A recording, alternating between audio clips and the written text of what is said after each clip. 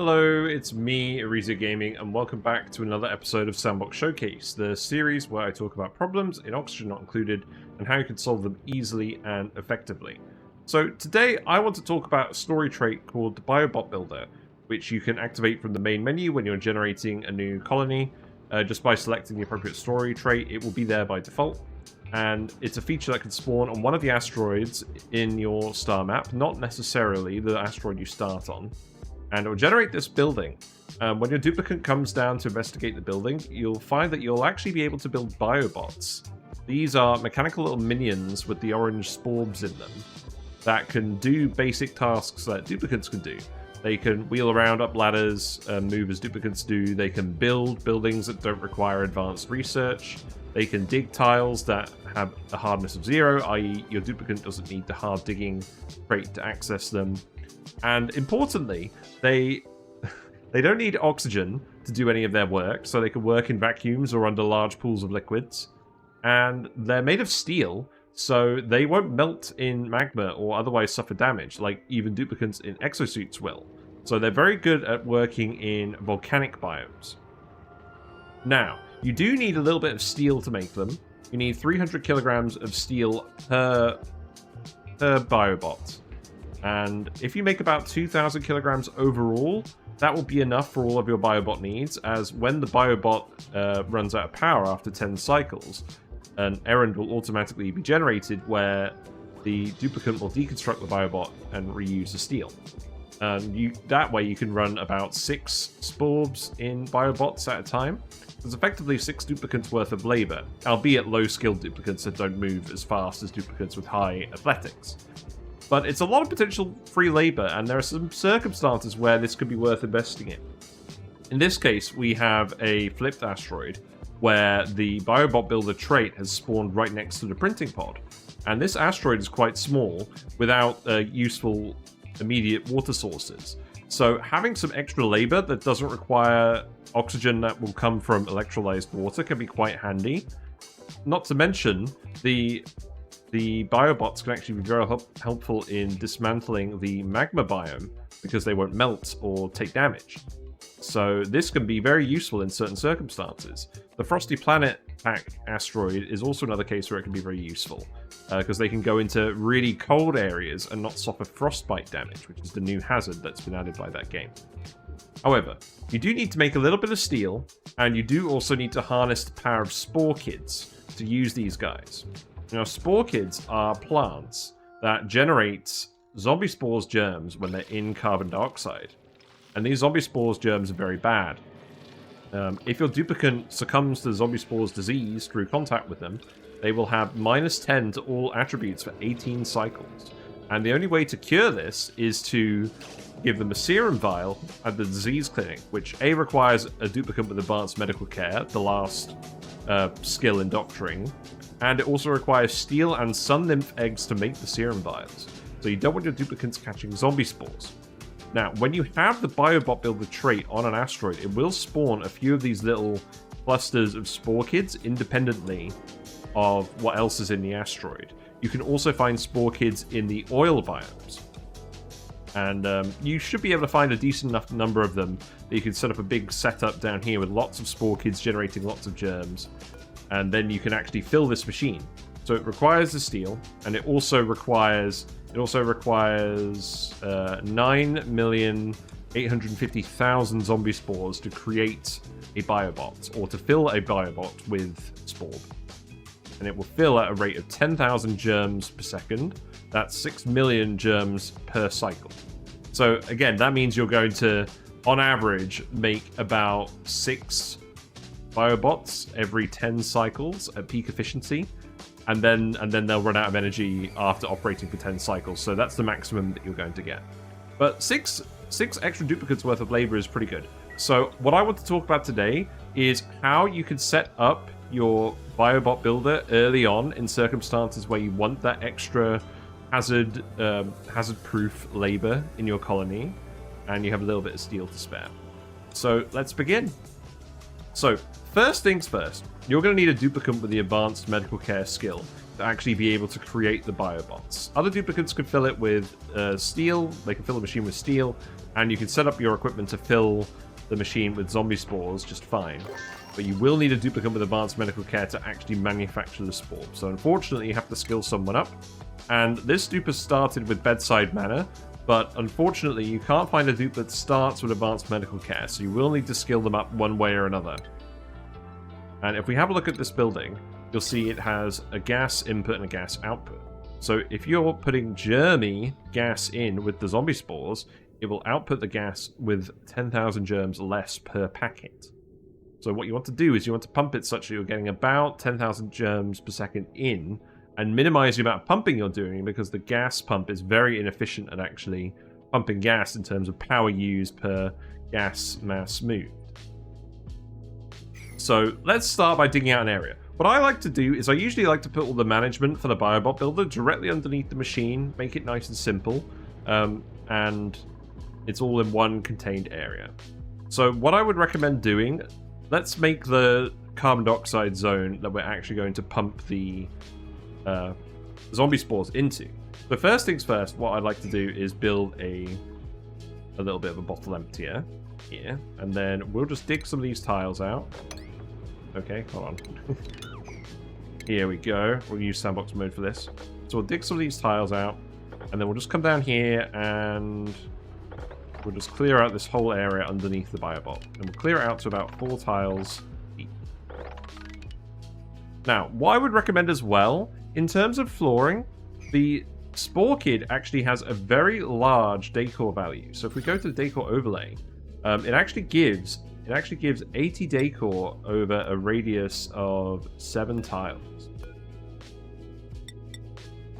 It's a lot of Decor, see here. So, because your duplicates are going to be going into this area with the Biobot Builder anyways to make the Biobots, you might as well decorate it. So, get a glass forge online or dig into an oil biome and find some diamond, and then remove the tiles underneath everything and replace them with either glass or diamond. It doesn't really matter what you're doing. Use the window tiles. This is optional, but if you're setting this up, you might as well do it. We're going to use diamond in this case because I'm going to assume that you're probably finding an oil biome somewhere and that you're going to find some extra Sporechids in there. So we'll put some diamond tiles here and here, and then again, you probably just have whatever sides of the room that the Sporekid's going to be visible from be transparent, so your duplicates can benefit from the Decor. And again, what we'll do is we'll just illustrate that by putting like a little ladder here or something.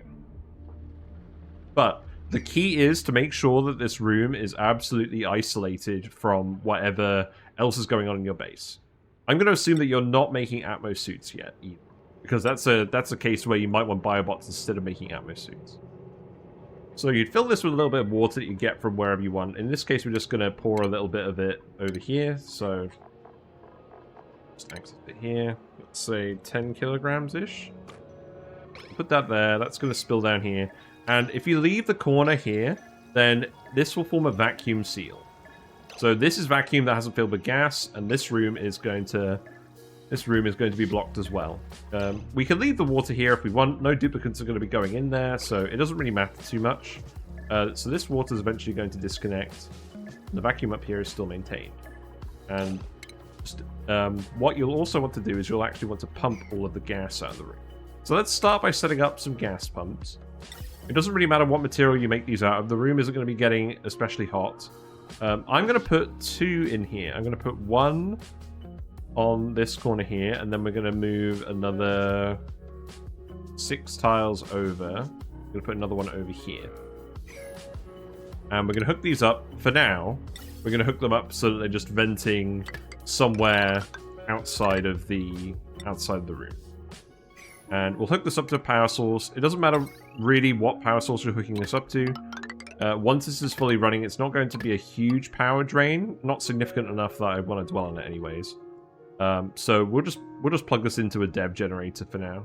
And just to illustrate the build. We'll hook that up, and then this will immediately start pumping. All the gas will get removed from here, and because we've got this liquid seal over here, we're not going to have any issues with either the gas escaping from this room or the zombie spores escaping from this room. Now, it's very important that if you're setting up a rudimentary liquid lock like this, you want to make sure that it's not going to break due to temperature-related reasons.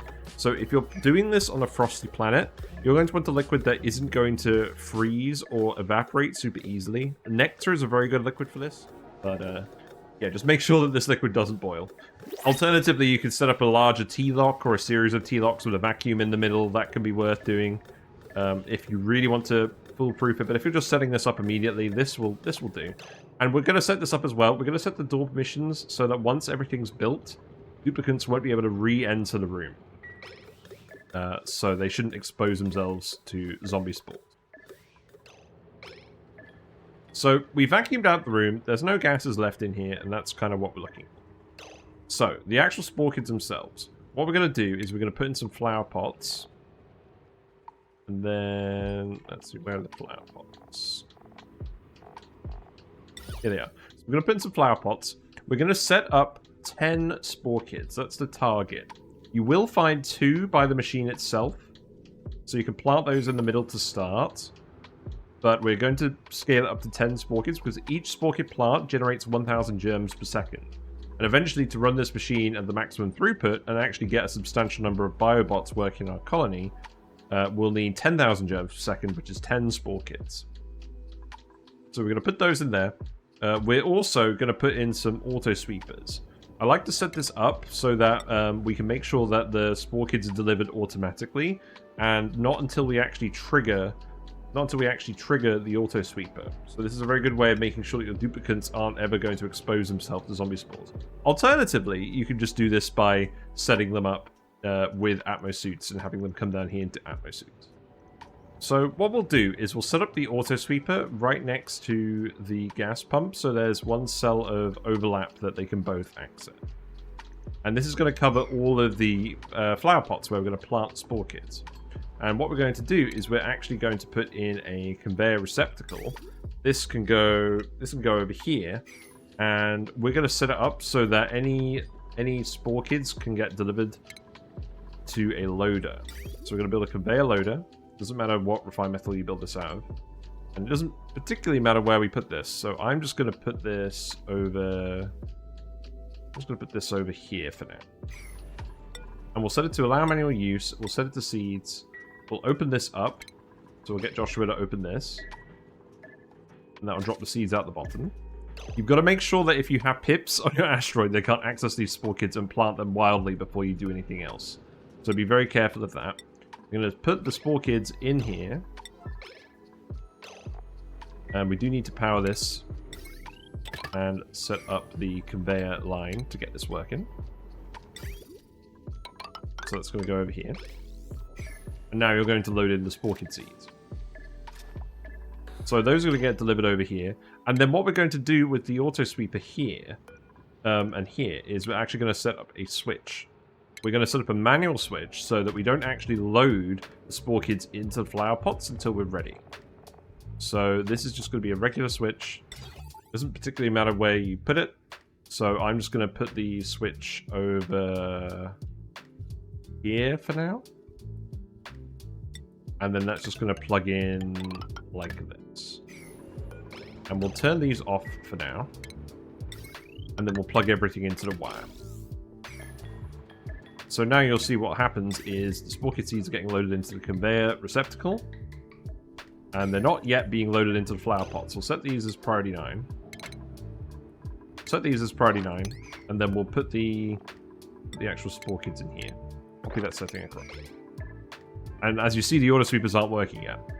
So this is a way we can make sure not to start generating zombie spores until our duplicant is safely out of the area. And they no longer have to build anything. Now, we want the gas in here so that the zombie spores can spread and they're not going to get inhibited or destroyed. Zombie spores germs are fairly resilient, but the gas we're going to use for this is carbon dioxide. You could use a multitude of ways to generate carbon dioxide. If your duplicants are breathing it out, you can just pump it from the bottom of your base and send it into here via a vent. We're going to put a little vent over... I think we'll put it over here. Yep, that's going to go there. And you can dump it from wherever you want. If you've got a carbon dioxide vent, you can use it there. If you've got a lot of coal, you could use a coal generator and run it for a while. You don't need a huge amount of gas pressure in here. The most efficient way to generate the carbon dioxide is with a wood burner. So this takes 1,200 grams per second of wood, which you get from Arbitraries or Phloxes in the Frosty Planet pack DLC, and it generates 170 grams per second of carbon dioxide, which is a lot of carbon dioxide. So we're going to set this up here, and then we're just going to put an Atmos sensor over here, and we're going to set this to send a green signal if the pressure is below 1,000 grams. So this is going to fill up the room with up to 1,000 grams of carbon dioxide. And we'll set that up. We'll also set up another conveyor receptacle that will go there.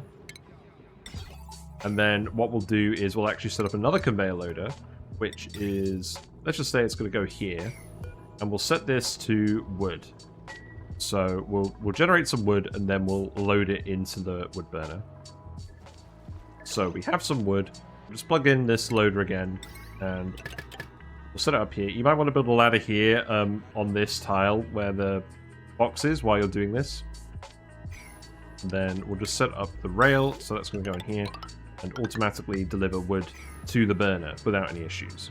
But we'll plug this in here as well again. That can help power whatever's going on here, but that's not the primary aim. The primary aim is just to generate the carbon dioxide. So yeah, that's going to go in there, and we're going to put in some dead pumps just to make sure that we've got plenty of wood coming in, just to show what's going on. So we've set up some dead pumps. One of them is for wood, for the generator. One of them is for Sporekid seeds. As you can see, we've got lots of Sporekid seeds in here, but they're still not being loaded into the flower pots yet. This wood burner is going to generate a decent amount of carbon dioxide, and we'll come back when that's filled to an acceptable level. So, our room is now filled with about 1 kilogram per tile of carbon dioxide, which is the gas we want for the Sporechids. So, now what we're going to do as well is we're going to set up a Atmos sensor in here, which is going to trigger the gas pumps. We're going to set this up near the vent. So that could just go over here. And then again, we're going to set this to allow the gas pumps to pump if the pressure is above, say, 1 kilogram. Maybe we'll set it a little bit lower, maybe like 900 grams, just to make sure there's some overlap between the two of these. And then we'll plug it in here, so this is going to plug into both gas pumps. We're setting up 2 gas pumps so we can start filling it up with 1 kilogram per second, a full pipe of carbon dioxide while the germs are building up. And then what we'll do is we'll take this pipe. We've disconnected the main vent now, because obviously we don't want any of these zombie spores venting out into the environment. And what we'll do is we're going to set up a valve. We'll put the valve over here. Gas valve. And then this will allow us to restrict the flow of gas later, which is important because we can do this depending on the amount of germs that we actually have in this room. Because if we have more germs in this room, then we need to pump less gas to fill this up at 10,000 germs per second. And I found the best way of doing this, to be honest, is trial and error fiddling with the valves. So that's what I'm going to recommend. We'll pump that in over here, and then the output gas, which should be relatively germ-free, can come down here. And what we'll do is we'll just feed it directly into the room. You can put a gas bridge over this without any issues, and that's just going to pump into the vent here, and it's going to recirculate back into the room, re-germify. There's no way of re-germifying the carbon dioxide while it's in the pipe, so this will have to do. So that's going to be set up like that. And then we're pretty much almost ready. One thing I would say as well is you can actually set up a light in here. When the duplicant is actually building the biobot, it is a yellow bar errand, and it does get the lit workspace bonus. So what I'd recommend is putting in a tile. It doesn't really matter too much what the tile is. You can put in a duplicant motion sensor over here. This tile here is where the duplicant accesses the Biobot Builder from. You've got to make sure that's covered within the motion sensor. And then you can either put a ceiling lamp up here, but that can be kind of annoying because it's a 5-tile high room. If you don't want to deconstruct it because you like how it looks, a lot of this stuff can't be replaced. You can actually put in a lamp over here, and that will provide the light within the range. And then all you need to do is take this automation wire, send it down here, and plug the lamp into your main power network. So then that's going to go over there. And then this is pretty much set up now. So now it's set up. your duplicant has come in here and built everything in here and swept out all of the debris. You can use these auto sweepers to sweep out the debris as well, but we're not really going to think about it too much in this case. Now your duplicant doesn't have to come back in this room. We'll set the access to outside only, so no one will come back in, but they can come back in if they come back out if they're trapped. And then we're going to activate this auto sweeper, and then that's going to deliver the Sporechids. So as you can see, it's grabbing the Sporekid seeds from over here. This is generating more carbon dioxide as the gas starts to get pumped out. And we're filling up the room with the Sporechids. And as you can see, they're now starting to generate the germs. If you have a look at each Sporekid, you can see clearly that it's generating 1,000 germs every second. And what you can do is you can fiddle around with the Atmos sensors, get more carbon dioxide in here, pump it out when there's less of it to get it continuously operating. At the moment, we have the flow rate at 1,000. We haven't configured the valve at all. So that's just going to go... Yeah, that's just going in here for now. Flow is starting intermittently. So you can see it is filling up, but it's not really getting there very quickly. Not a lot of germs in the room yet. The more germs that you let accumulate in the room, because we're removing them at a fixed rate, the more germs there are, the more power efficient it is, because you need to pump less of the gas to get the same amount of germs. So you do want to leave this idling for a little while. You could do this while the room is filling with the carbon dioxide. But the important thing is you want there to be gas going through here continuously. So you want a fair bit of leeway between what the wood burner is doing and what is causing the gas pumps to actually trigger. So now you can see this is continuously letting the germs in. At the moment, it's letting in about 5,000 germs per second. What you want is for it to be 10,000 germs per second, and then you'll notice the last 4 digits of the number and the current total won't actually change. So that's what you're aiming for. So now we have enough germs in here that we're doing it, we're filling it at the max rate, which is good. You can see it's dipped down then again quickly for a second. So then what we could do is we can get the duplicant to come in here and fiddle with this valve until we get the flow rate we want. As you can see, we've got about sort of 15,000 germs on each tile at the moment. It varies a little bit across the room. And the gas pressure is sort of around 1.2 kilograms when it's being pumped out. So that's roughly what we'd expect. 1 kilogram's worth of this gas is going to contain slightly over 10,000 germs. So this is going to work more or less at the rate we want it to. But obviously this is using a fair bit of power pumping, using 2 gas pumps continuously. That's 480 watts. The wood burner isn't going to be enough, even running continuously. You know what's happening? It's actually saying, the vent is actually saying that it's overpressurizing, but it's not. These are still running continuously, so we're getting a continuous flow of gas through. It is the full 1 kilogram per second. We should get our desired rate of 6 biobots per 10 cycles with this. Those last 4 digits haven't changed. And what we'll do now is we'll let this room fill up with a few more germs. We'll actually turn these off for a little bit. So we'll set it to, say, 2,000 now. We'll turn off these pumps for a little bit, let the room fill up with a few more germs, and then you'll see the difference if we let more germs accumulate in here. So we've waited a little bit and we've let some more germs accumulate in here. This carbon dioxide is now hovering somewhere between 50,000 and 100,000 germs per tile. We've got about 2 kilograms per tile of pressure in here. So we'll reactivate this. We'll set this to above 1,500. Say, you can just fiddle with these as much as you want to get the desired results. We'll pump the gas out of here. And now, because we're getting sort of about 50,000 germs per kilogram of gas pressure, we can actually set this to a lower flow rate and it should be fine. So what we'll do is we'll get a duplicate to come down here and set it to, say, 250 grams per second. And then that will reduce the power required to run the gas pumps by a quarter, but we should still get the required amount of germs into the machine. So we've set that now. If we go to the overlay, you can see the amount of gas has reduced. There we go. And if we click on the machine, you'll see that we're actually still getting almost the correct amount of germs. It's about 9,300. So maybe we still need to tweak it a little bit more. Maybe if we just set it to, say, 275 grams per second, that'll be fine. Let that run a little bit more. And now you can see it's filling up at the 10,000 per second rate. So that's essentially what you want to do. The longer you leave it before you start pumping it in, the more power efficient it will be. And you can just tweak all of the sensors here to get it how you want to behave, and it will be absolutely fine. And now you can see these pumps aren't operating. So I'm not going to focus too much on the specifics, but the longer you wait, the more efficient it will be power-wise. And the last thing you're going to want to do is supply some steel to this. I would just recommend having a metal refinery and setting up with your iron and whatnot. I'm not going to show you the specifics of how to set up the metal refinery. You need 300 kilograms per spore. So now we managed to get some steel. Joshua here is loading the machine with steel, and it's very close to actually being ready with all of the spores. Okay, here we go. You can see it's actually got the machine ready.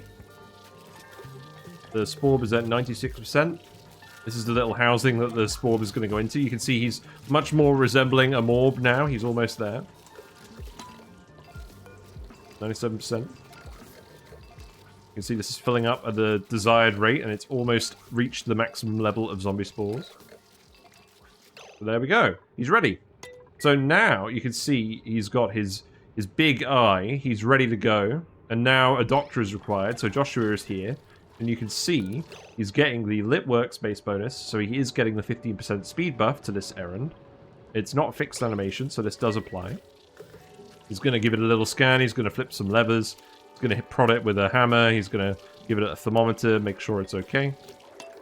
Speed up a little bit. You can see the errand does take a little bit of time. And obviously during this time, the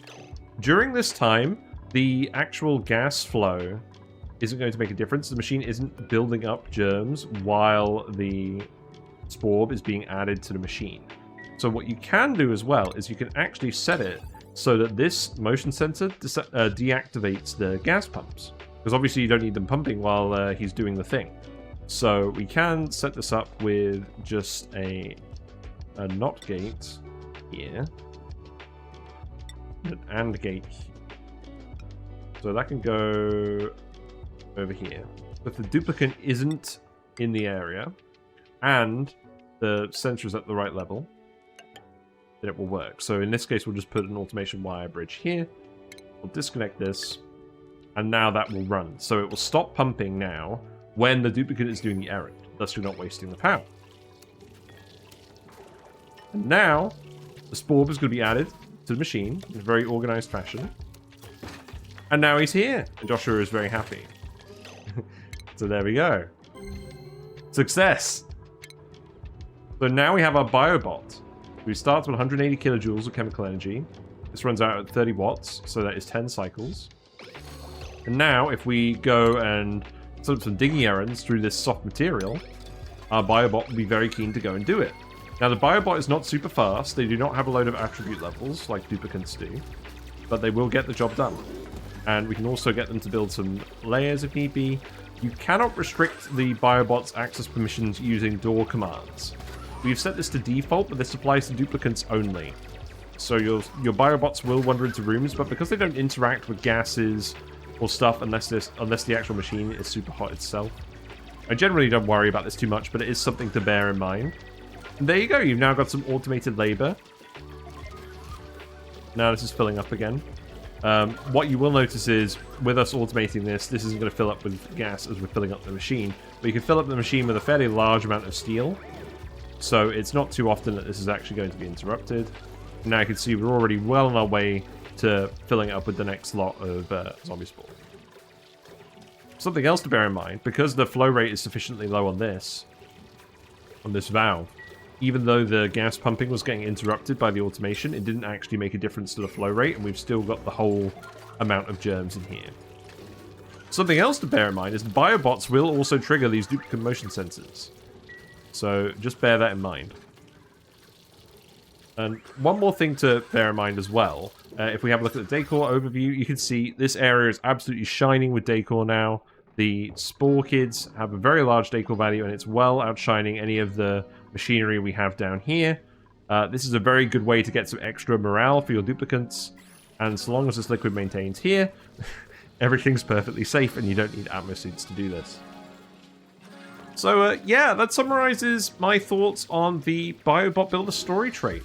I think it's potentially very useful if you've got magma biomes or super cold frozen core biomes that you want to explore with your Duplicants. You don't necessarily have access to reed fiber or the amount of water needed to have a large amount of duplicant labor.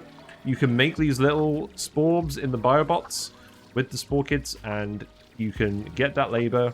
All you need is a little bit of steel to get it started, and a setup with gas pumps and automation such that you can get the flow rate of Zombie Spores germs to the machine. And I think it will pay off in a lot of cases, and if it's on your starting asteroid, you can set it up fairly quickly. I've done this on the second stream of some runs when I've streamed this on Twitch. So it is pretty accessible in general. Just make sure not to let the zombie spores out of the room. But yeah, if you like this video, feel free to like the video and subscribe for more Oxygen Not Included content. We do a lot of these guides covering various aspects of the game.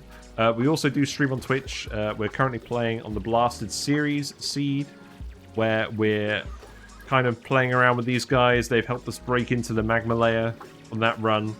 We also upload all the VODs to YouTube. We do have some tier lists and meme videos, as well as some content for other games like Dyson Sphere Program. But yeah, thanks for hanging out, and let me know how you like to use Biobots in your games. Are there cases where you turn off the story trait because you don't want to see it? What cases do you use these little critters in? And have you got any funny stories to tell regarding them? But yeah, thanks very much for watching, and I'll let Whiskers take it away. Bye for now. Whiskers sends thanks to the following Twitch subscribers and YouTube members: 999999999, Gamic6, Grey Area, It's Chilly Chilly, Kujia Jizia, Neo Deus Machina, Porcelet, Sinister Plank, The Max Not Binary, and Uglavisk.